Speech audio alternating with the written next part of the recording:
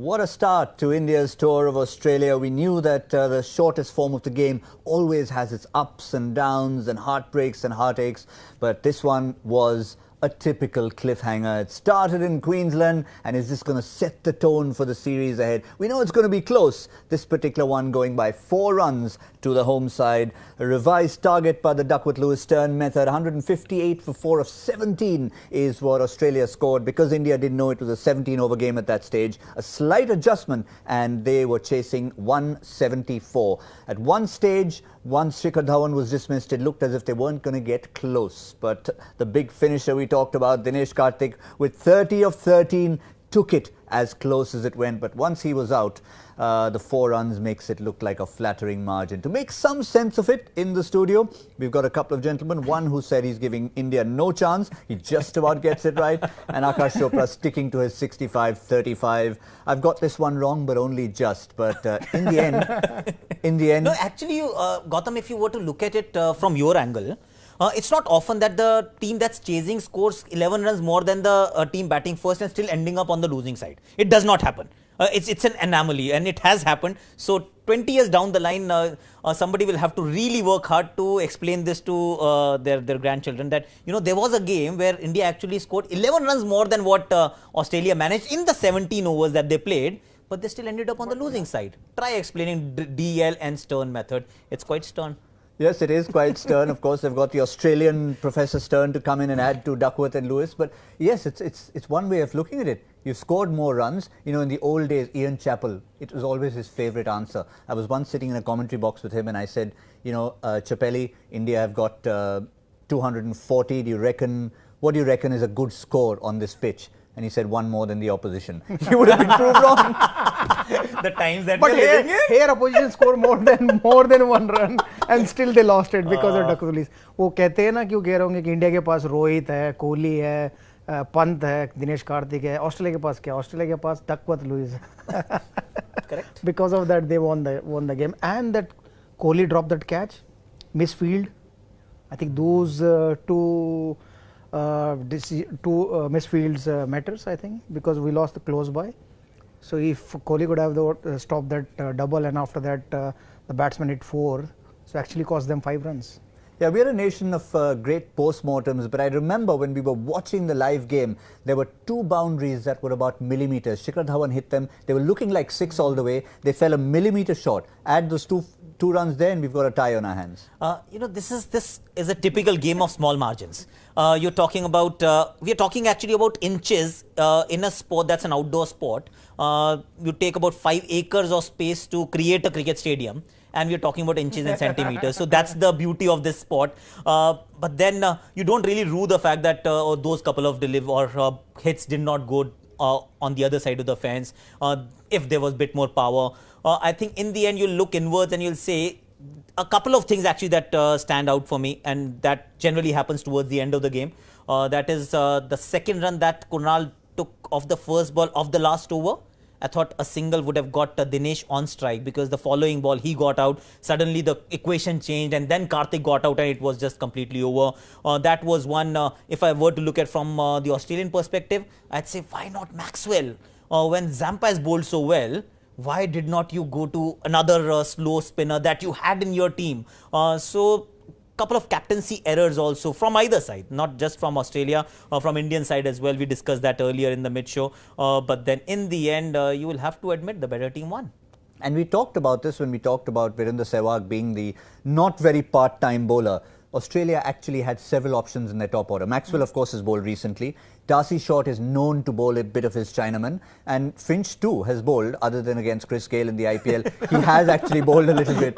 I'm not sure about Finch, but yes, these two, other two, they should have tried. Actually, Finch should have tried one of them. And Maxwell was the better option, because Maxwell bowled against South Africa.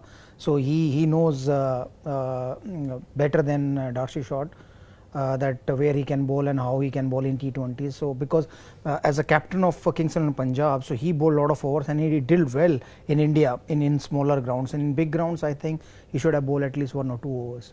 Yeah, and also when you talk about those margins, let's look at one from Australia's point of view. 9 times out of 10, Glenn Maxwell would have taken that catch. Instead, it was 6 runs. I thought he misjudged a little. He was in the end complaining about the ball being too wet. Yes, it was a wet ball like a bar of soap, but he did not really time his jump properly. In fact, in hindsight, if he were to look at it very closely and not emotionally, he didn't even have to jump. If he just stood there, it would have been an easy catch. He obviously thought that the ball was a lot higher, it was a lot deeper. That was not the case. So yes, if that catch was taken, things would have looked a little different. But then it's not a game of ifs and buts. The fact still remains that India ended up on the losing side, even though India started as favourites. Let's not forget, we were talking about the fact that for the first time in the history of India-Australia tours down under, the visitors are starting as favourites, but then they've been humbled today. Now, there are a few things we in this Crickbuzz Live studio disagreed on, but there are some that we completely agreed on. When the innings started, when it was shortened to a 17-over game, I think all of us in unison said one thing: oh good, Zampa doesn't need to bowl his 4 overs from Australia. And guess what? 2 for 22. Yeah, absolutely. You know, he surprised us because the way Indian batsmen batted against Zampa, it was not that looked like that Indian batsmen were batting against Zampa. So I was little disappointed because he was the only spinner in the side. So I thought that they will target him and score at least 3 or 30 runs. So I think that was the difference. So he bowled beautifully, gave only 20 odd runs and took 2 important wickets, Virat Kohli and KL Rahul. So he did really well. Yeah, Rahul, of course, was maybe at that stage in the innings, but we somehow felt the moment a ball before he got out, Virat Kohli played this almost un-Kohli-like swipe across the line, which normally those wonderful steely wrists would have come into play, even when he's not off not. And somehow you got a feeling it's just not his day. It didn't look like that, but then it also takes only a boundary to change all of that. And let's not also forget that he did not play the T20 format of that West Indies tour of India. So when you've not played some amount of international cricket, at times you end up getting a little rusty as well. So a few days of practice sessions generally are enough for Kohli. But then today we got to know that he's also human. He also can get out. And he actually got 4 runs of 7 balls. Now we are dissecting proper, like threadbare. But that's how it ends up when you actually lose by a margin of 3 or 4 runs, as it happened in the end. So Kohli did look rusty for a change. Akash, what do you think that next game Kohli will come at number 3? That is another question actually, because I would not want to see Kohli coming at the end of 8th or the 9th over. If I'm Aaron Finch, I'll be very happy. So for Australia's benefit, it's great that Kohli stays at 4. But from India's perspective, I think he has to bat at 3. Come what may, whether Rahul has to adjust, because you don't change change the position of your best batsman to accommodate somebody else. If you're doing that, you're starting on the wrong note. In one day still I can see that Kohli can come at number 4 because there are a lot of overs. But in T20s, when he comes at number 4 and openers gives a good start, then he should come at number 3. Yeah, and we've seen in the IPL, for example, I mean, from 4 to 3 and even to opening the batting. And we saw that you want to use every bit of those. For India also, you opened the batting for India also for his franchisee also in IPL. So he can do it here. But the way Shikhar and Rohit playing in last 1.5 years, I think they were fantastic with the white ball. And I don't think so he need to come as an opener.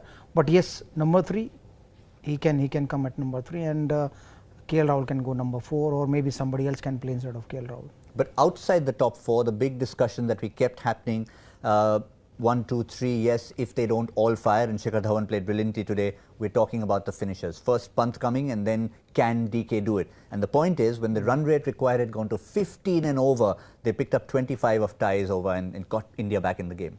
Yes, and I was of the opinion that Karthik may not cut it in Australia, and happy to be proved wrong. He was exceptional today. In fact, overshadowed Rishabh Pant, who's got the strength. There are things that you look in a finisher, his ability to hit sixes at will, sometimes off the good bowling as well. Dinesh Karthik is not cut from that cloth. You know for sure that he'll be maneuvering the strike, he'll be manipulating the bowlers, but he's not going to hit a few balls into the stands is what you get, the sense that you get with the Dinesh Karthik, and therefore he's actually playing a slightly different brand of cricket with regards to a finisher's role, and therefore has proved me wrong, and I'm happy to be proved wrong if he continues in the same fashion, same vein. And then a question will be asked that why is he not playing one-day cricket as well? Why he just been pigeonholed to be a T20 specialist? Because we all know that Dinesh Karthik, as a batsman, brings a bit more to the table. He has the ability to actually, or the range to bat for longer durations.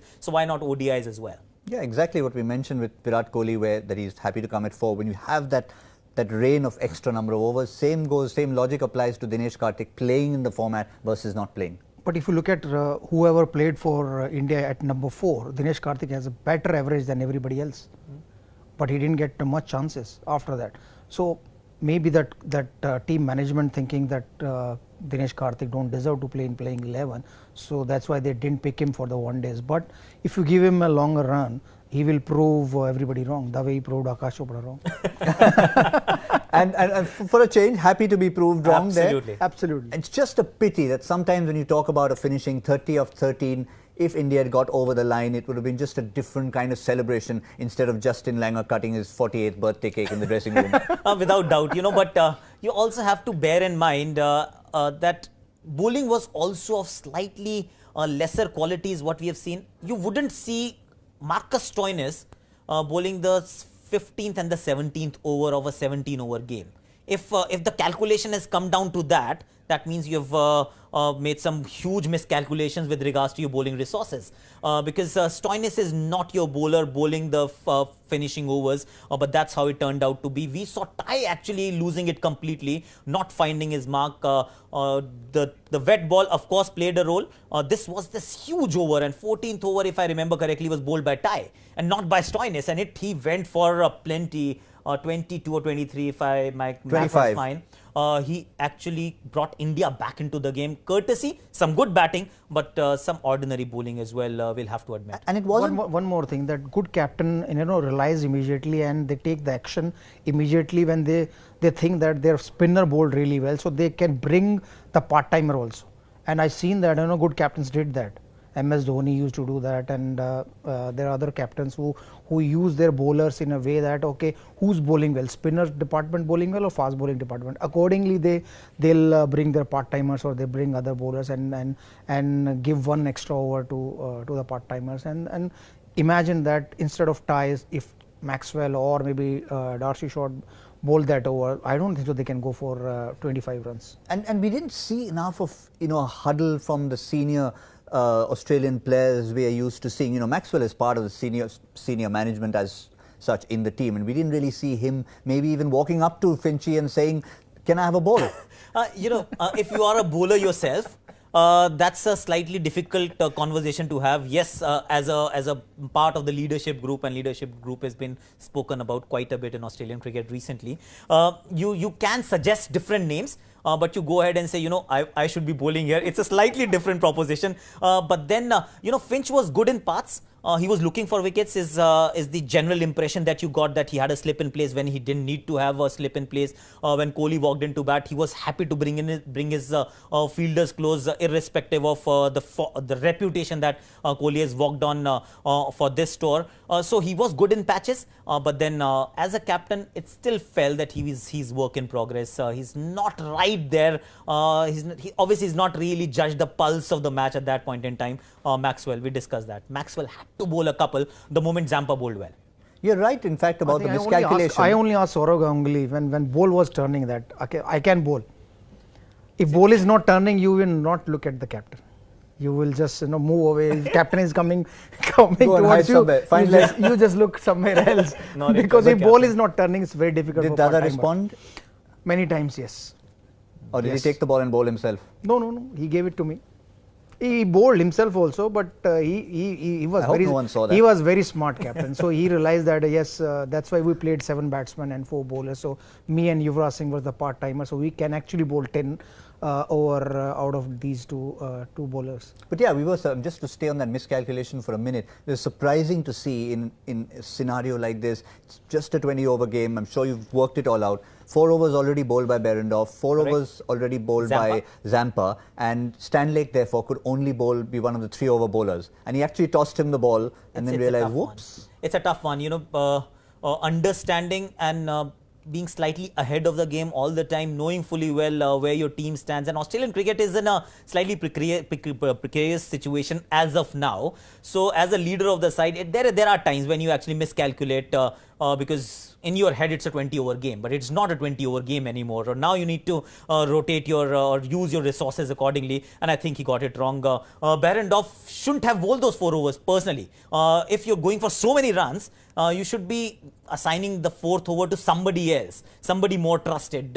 In the end, it turned out to be Marcus Stoinis, who actually is the better of the faster bowlers that were on show. Andrew Tye also went for a lot of runs, which was slightly unexpected. You expected him to be your banker.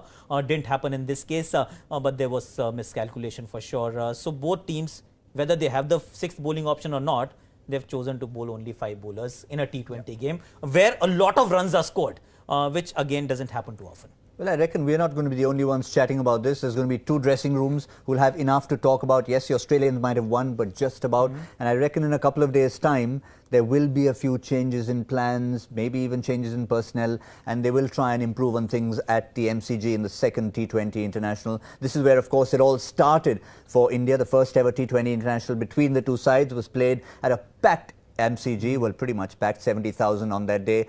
Seatings have changed a little bit, but just changing topic a little bit. Shreyas Iyer has been among the course of conversation for a lot of people in terms of where he should be, where preparation should be. And India have done a few unorthodox things. One example being Sanjay Bangar being sent to Sydney to work with the test players. But where do you stand on Shreyas Iyer at the moment? I think he's a good traveller at the moment. So because I don't understand that before a lot of middle order batsmen, Shreyas Iyer played T20 and 1 days, and suddenly he was out of thinking. So and now he comebacks again, and he don't have a place in the playing 11, and I don't think so. You can drop anybody out of these 6 or 7 batsmen to give Shreyas Iyer a chance. He's not even second in line. Yeah. He's not the next in line. So that's why he's a very good traveller, I can say. That's the T20 international squad that India has. Shreyas Iyer is there in the mix. We saw Manish Pandey sitting there looking a little. But I will prefer before Shreyas Iyer Manish Pandey. That's because he's a very good T20 player, and he scored ODI 100 in Australia, which we won. We chased more than 300 runs, 320 if I'm not wrong, on last tour. So he is not getting chance in the playing 11, and we are talking about Shreyas Iyer. Iyer should be in New Zealand right now. Sorry to butt in. I think he should be in New Zealand. Well, he said he's a good traveller. Yeah, so just get him another flight. Exactly. That's a prettier country to visit, and he'll also get some game time because he is not playing. You know, in a 3-match series, obviously it's a bilateral limited over series. If you give anybody, or rather, let's put it this way, if you don't give somebody an opportunity in the first game and you happen to lose that game, forget about it. You're not going to try somebody because you will never be in a position to try anyone. The opportunity was there when you clean swept, or rather you won the 2 of the 2 ODIs, the first T20Is against West Indies. In the 3rd match, you can do whatever you wish. You can try as many people as you want. But in a situation like this, there is no chance that he's getting a game unless you see 2 injuries. Fingers crossed, won't happen. So he should be in New Zealand playing something worthwhile, because this tour is also only for 5 days. Firstly, I don't even understand how they actually get the itinerary going, because this entire limited overs team is in Australia for a week.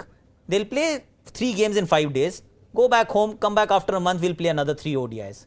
Who does that? Play the limited overs leg in one go and then play the test matches. Why have test matches in between T20s and 1 days? That's beyond me. It's like multiple entry visa. Yeah. You definitely need one. I think that's the BCCI mistake, because Australia were playing 1-day cricket and T20 against South Africa, and they chose to play like that, and BCCI agree.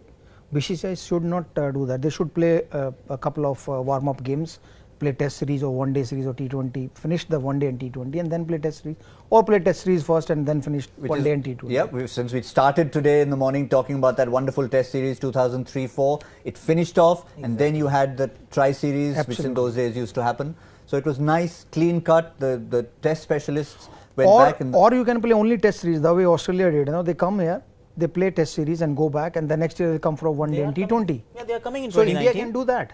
But I don't know why we are not doing, because this conversation we were doing since, I think, since my debut time, 2003, 4 or 2001. Because the overseas teams comes here, the South African and England team or Australian team comes here, they play test series, go back, then they come back for 1-day series. So there is no homesickness for them. But we as an Indian will go like Virat Kohli and Rohit Sharma, KL Rahul. These are the three, or maybe Bumrah and all the bowlers who are playing Test cricket and one day. So they'll stay in Australia for next 2.5 months. So they'll get homesick also. But we are not bothered. BCCI is not bothered. Shikhar isn't bothered either, actually. That's his second home, so he's all right. He's saying absolutely fine. Someone picked that up early when they were saying that the way Shikhar is playing, it looks like he's playing in his backyard. Well, it wasn't too untrue. It was not too far away from home. We discussed only Rohit Sharma and Virat Kohli, so we were not bothered about Shikhar Dhawan. He's a local, but yeah, he's only local. talking about Indians. But I think he batted superbly in last T20 also against West Indies. He couldn't score that 100, but in this game he batted beautifully. We thought that if he stayed there for another couple of overs, so the match would over. Yeah, sometimes you look at the numbers and 76 or 42 is good on any surface. Correct. But it was just the way he played. He just looked so good from ball one. If the ball isn't moving, in my opinion, laterally in the air or off the surface, it does not matter how fast you bowl to Shikhar Dhawan. He's someone who likes the pace, who's at his best if you bowl fast at him. And he also showed that these pitches, if they're true in nature, they're not going to trouble Shikhar Dhawan so much, and he was on a different trip, different mission altogether. We have seen him blowing hot, blowing cold in 2018. It's been a strange kind of year. We've seen him bagging Man of the Series award in Asia Cup, and then misfiring consistently against West Indies at home when you thought that he'll be in his pomp, but that didn't happen. And now in Australia, where you felt Gaba pitch, maybe there'll be some sideways movement available for the bowlers. He might struggle. He's proved everyone wrong once again. So you know pretty much that if the ball is coming onto the bat nicely and it's not moving in the air, Shikhar Dhawan will be a batsman that'll be tough to contain with. Changes for MCG. I think I'm not coming here. Somebody else will come. So that's a change. That's the one change. I don't think so. India will change anybody. I don't think so. And Australia, because they won the game, they will play with the same playing 11. So I have actually two changes in mind. One for India, one for Australia. For India, if there's slightly less grass cover, you've got to find a way to get Yuzi Chahal in. Unfortunately, the way it is, and we discussed justice and balance and all of that earlier, you can't drop Krunal Pandya. The other option for Krunal Pandya could be Washington Sundar. That's a slightly left field selection, because at number 7 you want somebody who can bat a little bit. So either Krunal or Washington, but then Krunal has played only one game. Even though he went for runs, you will give him another opportunity. The beauty of a 3-match series, and you starting with a particular 11, you got to give anybody who you've given a chance ample chances to fail or succeed. So Krunal stays, but for Khalil, you can toy with the idea of getting Chahal in because MCG is a big ground, and if there is some amount of assistance available for spinners, or rather less assistance for faster bowlers, you can toy with that idea. And the second bit for Australia would be Nathan Coulter-Nile for either Behrendorff or the Billy Stanley. Yeah, the Billy Stanley. So you got these two. I'll get Nathan Coulter-Nile straight in. More experience, more control, and equally aggressive. Fair enough. And otherwise, mentally, just one final comment from both of you. It's been a close game, just 4 runs. Let's forget team changes. Does India's approach need to change at all in Melbourne? No, I don't think so. I don't think so. The way they played beautifully. They were unlucky that their 2 best batsmen got out early. If they would have there, so the result would have been changed. Bowling wise, I think they need to think slightly differently. Tactically, they would be better off. If Khalil is playing, you need to find a way to get a couple of his overs over and done with in the power play overs itself. Use the frailty, the fragility of the Australian top order to your advantage. So get a few overs from him. Make sure that you've got a way to have at least 2 or 3 spells of Bhuvi and Bumrah. The way they were utilized in the first T20I, I thought they ended up being too predictable in nature. Yes, well, that's as far as things are concerned. We're looking forward to the second T20 International in Melbourne. It's always good when the side who are favourites, in this case India, go 1 behind. So it means they're going to come really hard at the MCG, and that should make it for a spicy contest. Remember, we gave you a question early on in the morning. It was the joy factor question, which Akash spotted very early on as being coming out of the back of the hand. The Gabba has seen some of the finest in the world perform, from Bradman and Sobers to Warne and Tendulkar. But which sportsman who was worth over 80 million a few years later, $80 million, played 4 matches on this ground in the year 2000. One hint there was the year 2000 was also when Australia held a major sporting event, the Sydney Olympics. And remember, the Sydney Olympics also held football. And the answer was Ronaldinho, playing for Brazil at that time at the age of 20. And the football was played across 5 venues. One of the venues was the Gabba at the 2000 Summer Olympics. It's always good to look in Olympic year. Akash Chopra spotted the fact that it need not be a cricketer. And that's But the answer. nobody earned that much money. Yeah, so that's, $80 million that was a good clue, Yeah. That actually. was a good- who's worth $80 million a year. Can't be a cricketer unless he's Virat Kohli. Maybe he is Oh, actually. he's also not earning that much. I don't know. Okay. I don't know. This is a discussion it'll take a long time to get through this. We actually have a winner. Unfortunately, not 80 million US to give away to you, but and no red table either. We've changed the set slightly, so you'll have to figure out what it is you want from us. So somebody who's won a prize from us in the past, he probably already has a few red tables in his house. Kaustav Pathak, he wins this answer. We had lots and lots of answers coming to you on hashtag CricBuzzLive. Ronaldinho. And you can expect from someone like Joy Bhattacharya, who's football loving. He held that under-17 World Cup together. There's always a bit of football that comes in there. Just about time left to say thank you to Akash Chopra, to